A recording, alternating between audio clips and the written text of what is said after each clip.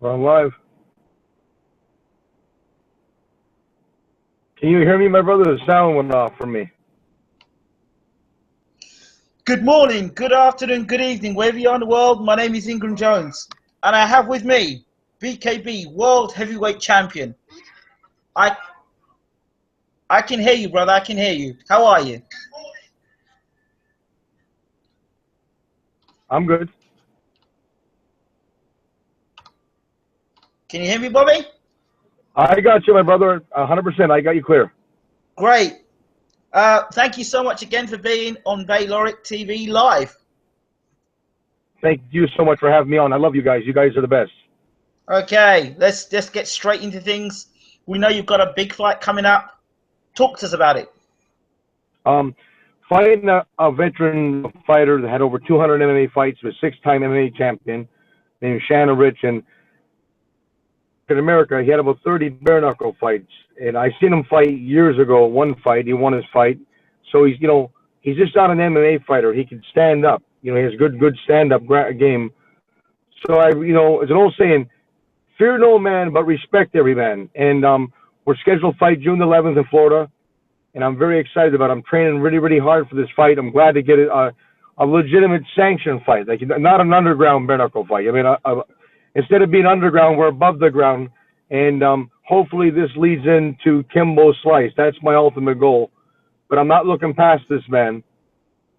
In reality, this man has a lot more better credentials than Kimbo Slice has on record. You know what I'm saying to you? So I'm just looking for a good fight coming up. So you talk about this fight not being underground and being overground. What's the difference now in terms of exposure and to the common man that doesn't know much about bare knuckle fighting? Well, it's going to do two things. Number one, it's above ground, so there's sanctioned rules and regulations. So it'll be in a hexagon, like an octagon, but it's a hexagon ring. It'll be rounds, which you have to have a time frame because it's going to be on pay-per-view. Under the time frame, you go, as long as the fight goes on for an hour or 2 hours, which you can't have that when you're selling as a sport. And there'll be no hand wraps, no bandages. I mean, we never wore bandages or none of that stuff. Over here in America, none of these fighters I fought all my life never wore bandages. But it'll be a legitimate sanctioned fight. It's the only second one in the history that'll be a registered sanctioned bare knuckle fight.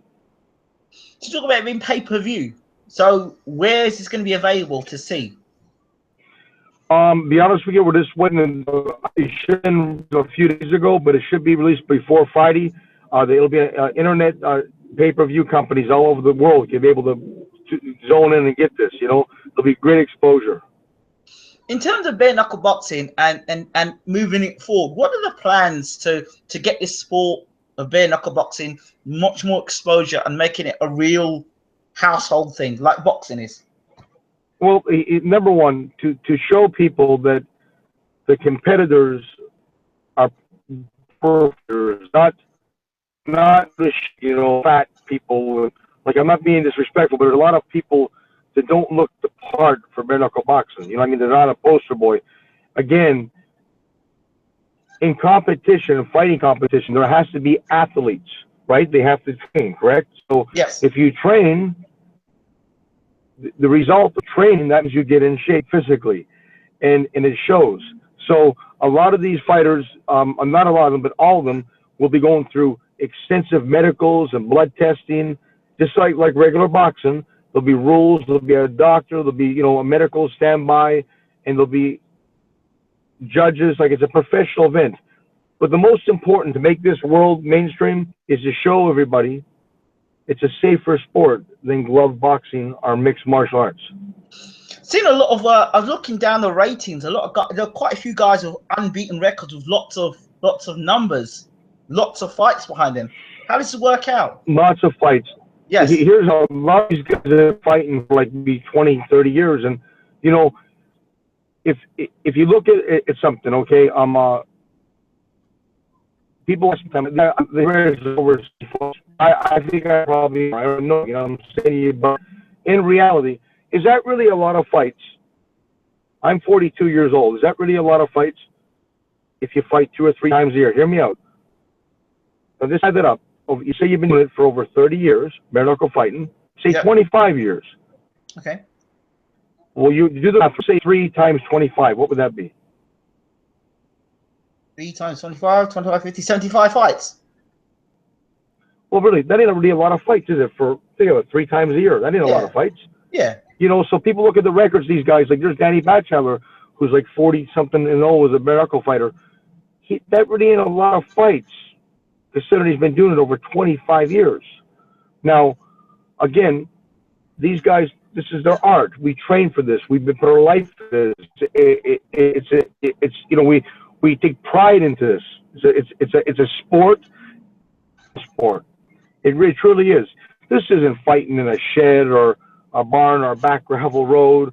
You know, guys drinking pints of beers and, you know, out at miscalling people and jumping up and down. This is organized professional athletes fighting in a proper professional atmosphere where you could bring your wife and children and kids to come watch these fighters compete. And the most important thing you're going to find, there'll be no deaths. In the history of bare knuckle boxing, there's never been one reported death. Now think about that.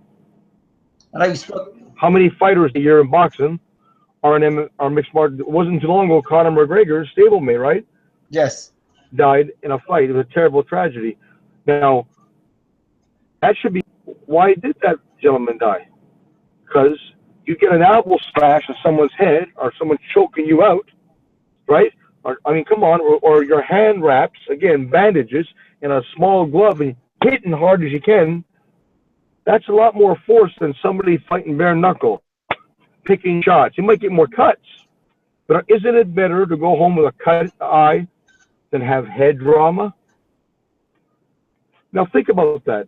Nobody thinks about these. When these gentlemen fight, these young men and young women that are competing in professional fight sports, does anybody actually stop and think after that fight's over, if that fella gets knocked out and he's took out in a stretcher, what happens to the aftermath when that poor fella goes back home to his family? Does anybody think about him then? Really, let's be honest. They don't. The check that he got for, you know, let's think about it. Let's say he got. Remember, a lot of these fighters get killed in not championship fights. They're getting killed in, you know, small bouts, club shows coming up, 4-round, 6, 8-round fights. So they never got a lot of money. Would they get a couple of grand for a fight? How far is that couple of grand going to take them if they're laying in the hospital with a tube up their nose, with a breath, you know, a breathing machine, their wee wife and kids crying around them? No one stops and think about the safety of fighters. This is what boxing is doing. It's a safer environment. The competing strategy is safer. It's not as hard. That's the God's truth. You're absolutely right. You've mentioned this many times to me about the safety of the sport. So the safety of the sport is paramount. And of course, in bare knuckle boxing, you've talked about no deaths. Why is it not an event now that's being given more coverage then?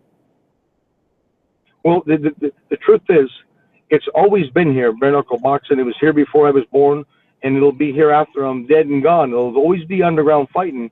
But in reality, nobody took it to the mainstream like I have. Let's be honest. Like, I took it beyond measures, like Rolling Stone magazine, Showtime.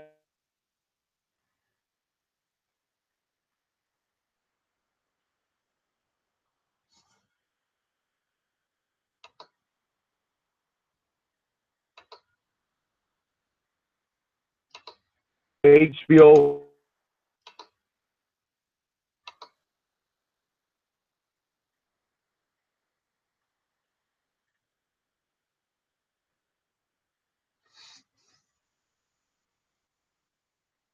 It seems like Bobby's disappeared slightly. I'll have to wait for him to get back.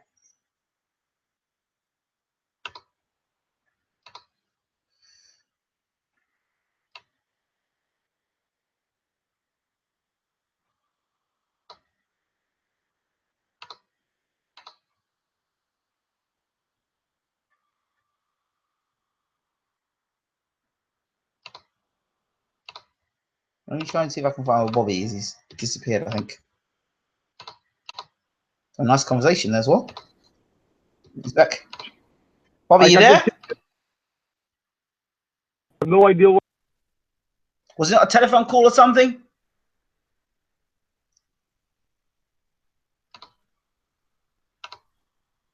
Was it? No sound. Your sound.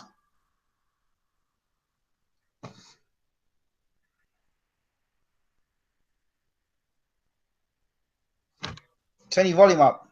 Volume. Can't hear you. Come back.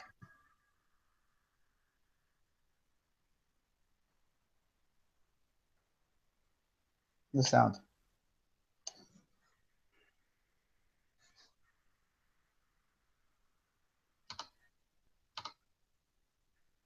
It's from your end. No sound.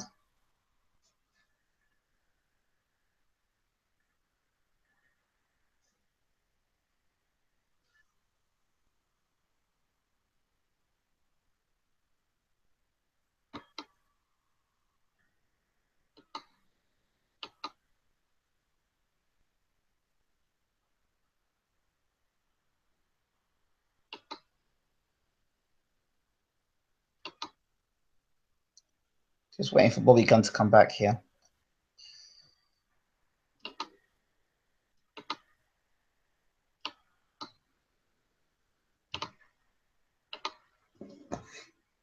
Bobby just talking about the sport and how safe it is of BKB in comparison to boxing. Never had a death in BKB boxing.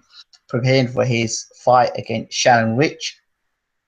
Talking about, you know, the fact that they're fighting without wraps, whereas in the UK and other places, bare knuckle boxing has been done with wraps. And Bobby talking about the exposure BKB's been getting since with the Rolling Stones. Bobby just disconnected. We're just waiting for him to get back in. He should be with us back in a moment.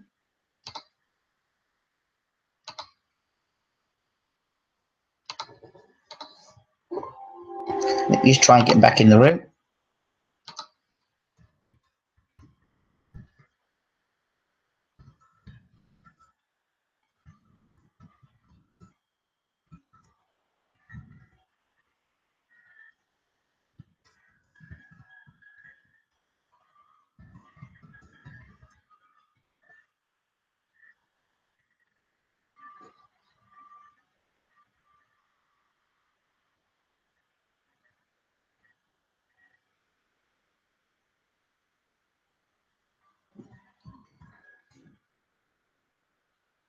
If Bobby Gunn to come back in. The only thing with live shows, sometimes this can happen, but otherwise, Bobby Gunn is with us. He'll be back in a moment.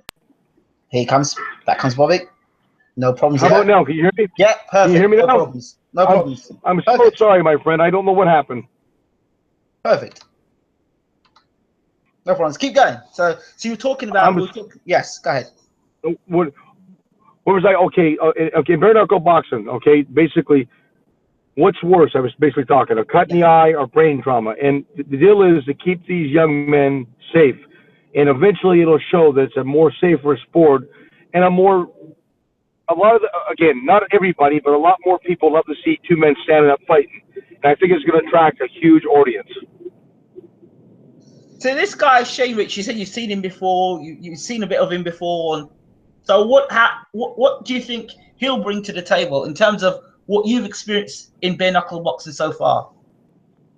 Well, you know, the deal is he's fought Frank Shamrock. He's fought everybody, right? Everybody that means anybody in MMA. So number one, he has no fear of over 200 fights. He fought over the world, the king of pancreas. He fought in Japan, all the top, murderer, heavyweight, and mixed martial artists. So the deal is he wants this fight real bad. He's been after for a while. So he sees something. Take your hat off to him. Fair play to him. He's training real hard. And number one, he's an athlete. He's not somebody, that their pastime is drinking pints and throwing darts and telling you they're a tough guy. This guy is a real athlete. And I respect that, because somebody that puts the hours in training in a gym, competing in a fight, that's somebody that's coming to fight. Right, right, right. So this is and so your preparations for this fight, are they any different to fights you had previously? No, I've had a great camp so far. I've trained really, really hard. You know, here, excuse me. The most important as I'm getting older, because I'm an older fighter now, the most important for me is to have no injuries. You know, maybe take a little bit longer now because I'm getting older. Where I was younger, didn't stretch as much. Maybe I'll take an extra 10 minutes to stretch. It's rehabilitating your muscles, taking your time and preparation. Right. In terms of preparation, how does it differ to boxing in terms of your preparation? Do you hit the bags differently? Do you use Well, different technique or? it so training really different than world championship fights and train for those. You know, each fight I train, you know, ferociously hard and strong.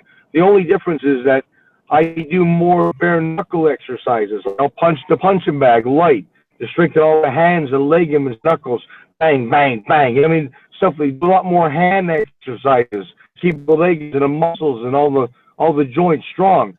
So Right, that's what I do different. But besides, it's still boxing. It's just bare knuckle boxing. right. Okay, which moves me on to my next point. Bare knuckle boxing, boxing versus MMA. You've heard about it, McGregor, Mayweather. It looks like a fight that's going to happen. There's too much money involved for it not to happen. Tell us your take on McGregor coming from MMA.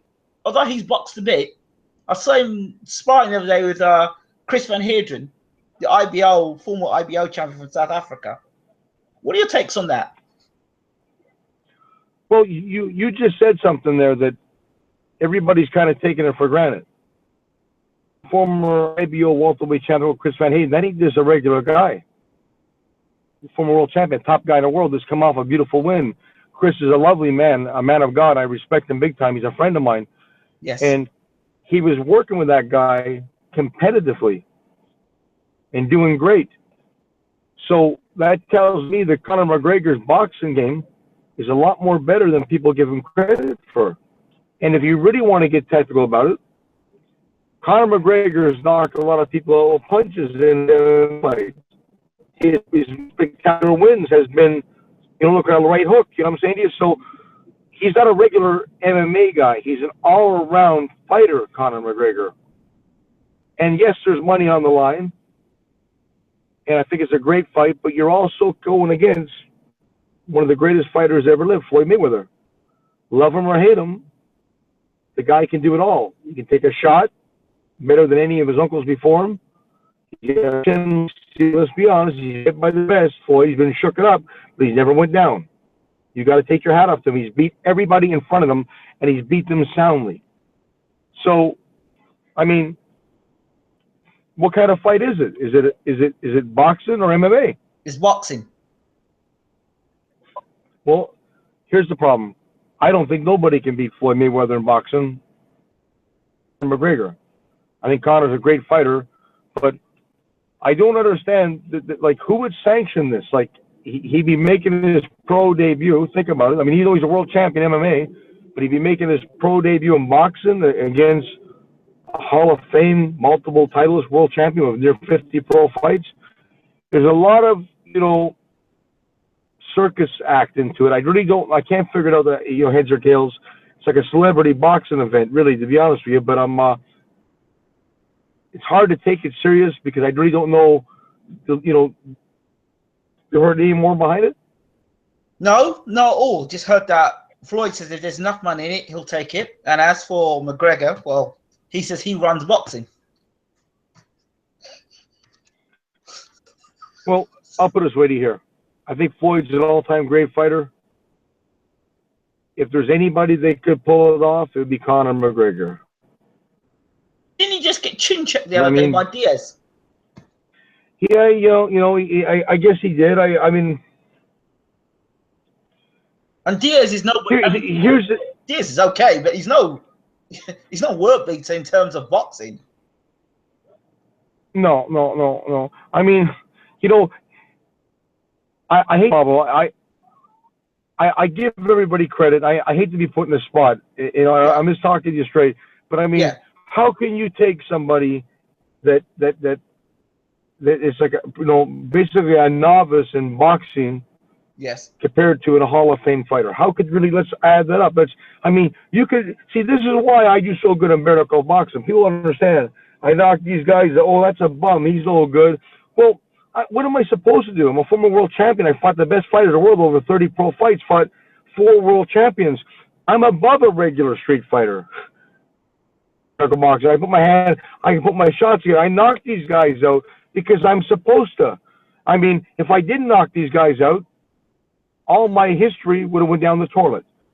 So what I'm trying to say, how could anybody come up against a guy like Floyd Mayweather when he's never proved himself winning a championship in boxing? He's never beat a top 10 world contender in boxing. That's not, yes, in MMA he's great.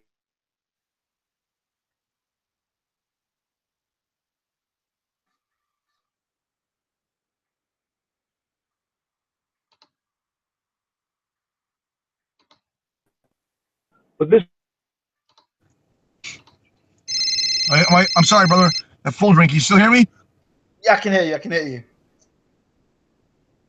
Am I on? I'm still here. Yeah, I can hear you. Still Okay. on. Still here. Still here. I understand when the phone's ringing. My phone's ringing. I have no idea. Ignore. One second. Okay. Anyway, I don't see anybody jumping from first base to third base without even going to second base. Whenever that happens, there's always you.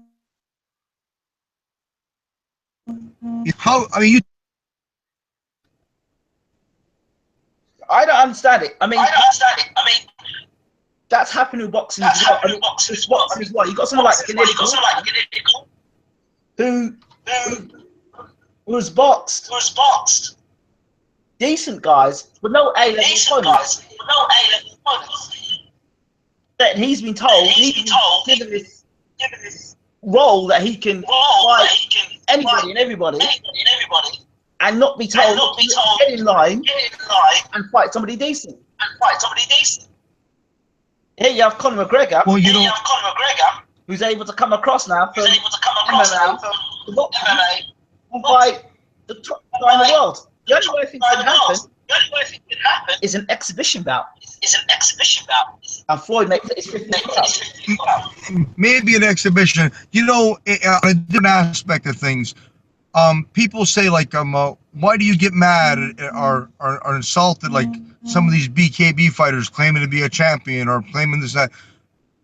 Mad is just that I love this sport so much, and I know what it is to bleed, sweat, and get where I am, and to learn my skill and have the fights I have. So you have to respect the sport. In reality, what they're doing, not really respect the sport. They make it like everybody could do it. But hear me out. That ain't the truth. If it was easy, everybody would be doing it. But the truth is, it's not easy. That's why not everybody could be where we are, top of our game. But they're showing a whole different visual. In other words, you basically can just jump to another sport and claim to fight the best fighter in the world. Where's the amateur ranks? Where's the turning pro? Where's the 4-round fight, the 6-round fight, the 8-round fight? Work your way up the ladder, get a shot. This doesn't exist anymore because, to be honest with you, it's turning like WWF wrestling, and I hate to say it, that's what they're doing a lot to do it. They're tarnishing the sport by doing stuff like that. Let's talk very quickly before we get to end. Let's talk about Tyson Fury, Billy Joe Saunders, and Jake Paul.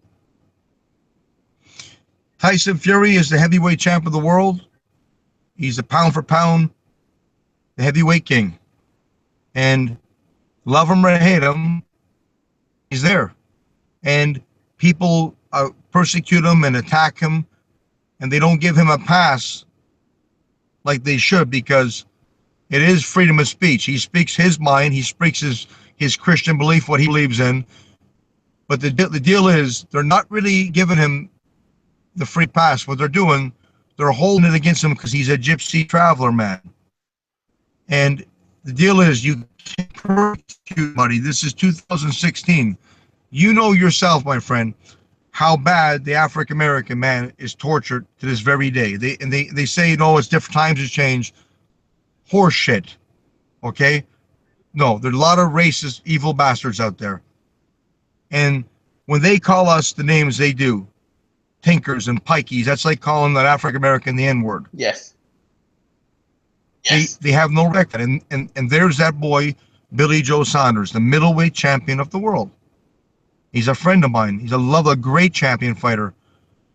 But again, he's a gypsy traveler. He should be getting a lot more press than he gets. They have a way of turning their eyes from us. They don't want to give us the credit that they should. And there's Jake Paul coming up. I think that boy will be a light heavyweight world champion. He's a great young prospect coming up. Unfortunately, there's my boy Bobby Gunn Jr. He's off 2 nice wins. He come off a vicious second round knockout, you know, but it hurts them being in the traveler community. In other words, you know, here's the bottom line. People say, oh, you know, a ghetto guy can leave the ghetto, but the ghetto will never leave him. Okay? Mm-hmm. A gypsy traveler can move in the world and they can get out of the traveler area, but it'll never leave us. And truthfully, we don't want it to leave us. We're tradition. We love who we are, who we stand for. We're proper men. We'll throw the hat down. We'll fight any man born of a mother. We don't take a shit from no man. That's our mentality in life. We love God. We love our wives.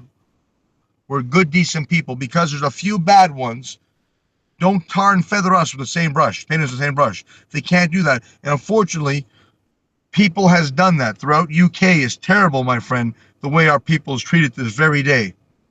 I mean, in fact, it's disgraceful. I mean, think about this here. 2016, there's taverns. They'll say, no dogs allowed, no gypsies allowed. That's pretty bad, isn't it? Imagine if they'd done that to any other race. Imagine the uproar. Imagine the newspapers and the television network would be behind that race. But you know something? Oh, it's a gypsy traveler. Let them fight out between themselves. Who cares? And unfortunately, my pal, that's the God's truth. It's very bad, and I don't really think it's getting better. People says it's getting better, but it's really not. There's a lot of hatred. The abuse I see that man Tyson Fury gets in the course of a day on that Twitter, that man ain't bothering nobody. Tyson Fury's a lovely Christian man. He's a beautiful father. He loves his children. He's sweat and blood. He's killing himself training to get ready to fight the toughest man in the world. The man he already beat, Klitschko, the ultimate reign supreme champion. Right? He beat him. How come they're not promoting Tyson Fury more? Instead of saying, oh, we said this, he said that, why not put a beautiful photograph of him and his family in front of a beautiful $100,000 car? The champ is here. The champ's going to his wife and kids to have something to eat today. No, the gypsy, the traveler, preaching man, Tyson Fury, he's against this, he's against that. Who's pointing the finger? People that live in glass houses should not throw stones. We are all sinners. Unfortunately, everybody forgets. Before they point fingers, they better point at themselves, examine themselves. Instead of putting them down and knocking them down, how about applaud him and give him credit? He's an English-born citizen. Okay? The Queen of England should have had that young man come to their palace and give him a special night. The reason why they never is because And he has no criminal record either. No criminal record. You couldn't ask for a better man to be the champion of the world. You couldn't ask for a better character to stand up. Flamboyant, outspoken, you know, a showman, a handsome big man, a personality. He loves his wife, his wee kids. He'd lay his life down and die for his pals and his wife and wee kids. That's a man look up. That's a champion of the world. It's the father, Big John, proper men, his Uncle Peter. You're talking about the purest of fighting men, proper men. They would take their wallet out and give you money if you needed it. They don't talk about how many good deeds they do. You know how many people they've done good deeds for? Nobody talks about it. But they want to bring up dirt. They want to bring up horse shit. They want to say this and say that. If you watch television, there's a lot worse things said by top reporters on TV every night, and nobody opens their mouth about it. Let me ask you what, just to close. Tyson Fury at the top of his game, heavyweight champion of the world. As a young man, he set his sights high to become world heavyweight champion. Now he's at the top. Is he seeing things that he's not liking? And he's trying to let the public know there's more going on behind the scenes. If you want to be the truth be known today, and before we close, although that didn't happen, you have to understand that I did a video not too long ago when he won the world championship. Now hear me out. He fought the IBF title. Okay. Oh, but he was in the car. He already knew the IBF was going to strip him. He was going to fight Klitschko again. Okay, stop that horse shit. If Klitschko would have beat Tyson Fury, would the IBF strip Klitschko? No. You bet your ass they wouldn't have. But better than that, if he knew they were going to strip him, do you think he'd pay the IBF sanctioning fee? See, maybe the public don't know this, but when you compete for a world championship and you're fighting the world champion, and Klitschko had 5 belts on each shoulder, okay, out of your purse, let's just say hypothetical, just say, you know, to make things easy, let's say you're getting $1 million for a fight. Each sanction fee is about anywhere from about $20,000 to maybe $35,000, some of those sanction fees. Now that's a lot of money. If I knew I'm going to beat that man and they weren't going to give me the belt, would you think I would pay a sanction fee? That's stupid. He paid the IBF sanctioning fee. A week later, my friend, they stripped him of the title. I remember him interviewing. And he told me. Okay, no, I don't want to get that money. Well, it's just stupid. And why would he pay it? Now, that's like I said before. If you went to a car lot and you put a down payment on a car, you wanted to finance a car, and you got 30 days to make your first payment, right?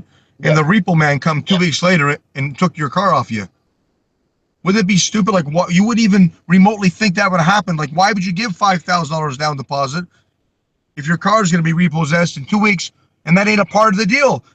Part of the deal was you have 30 days to make your first payment. Exactly. It's that simple. Any way you want to slice or dice, oh, that never happened, or a critic there. Listen, critics can take a good kiss on my ass. Because here's the bottom line. That's exactly the price about being a critic, is zero. That's what it costs. The price tag on talking bad, nobody can do it. That man's a world champion. He's the IBO world champion. Oh, the IBO don't mean nothing. Well, it don't mean nothing. Why did Klitschko carry it on his arm for 8 years? Ding, ding, ding. Come on now. The IBO was as good as titles as any other title. It's all them titles. But forget that. He's the Ring Magazine heavyweight champion of the world. That is the boxing royalty title. That is given to the very few. Klitschko was that one of the few. Before him, you're talking about guys like Ali, Larry Holmes, Jack Dempsey, Joe Louis. The Ring Magazine title is the boxing holy grail of boxing title. That's what Tyson Fury is today. So that means he is the ultimate man in the heavyweight division. How come the IBO isn't promoting him? How come the WBO isn't promoting him? How come the WBA is not promoting him? He's their world champion. Do the math, my brother. They don't want him there because he stands for something. No man can hire him. No man can fire him. He comes from an upward thinking. He's a proper gypsy traveler man. He don't want for nothing. He don't give no quarter. He don't ask no quarter. Any man you put in front of him, you're going to fight. He sees any horse shit, he's going to do it. He's like the sheep that follow the sheep herder. He's a man that stands up and does his own thing. And they don't like that. Because the politics behind the fight game is very nasty. In fact, everything you could possibly imagine, it happens. That says it all. And that's something we're going to have to come back to that another day. Anytime, my brother. You're my pal, and I think the world of you guys. I think you do a great job, honest to God, and give my love to everybody out there. Thank you so much. Bobby Gunn, thank you so much for talking to Baylor TV. God bless you, my pal. Take care, And all the everybody. best Thank in your you. fight in June 11. Thank you, my brother. Thank you.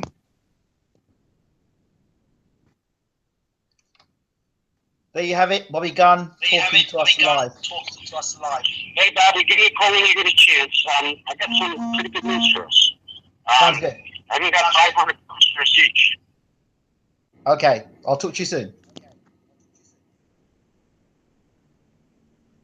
Thank you so much, Bobby Gunn. This has been the end of our live broadcast.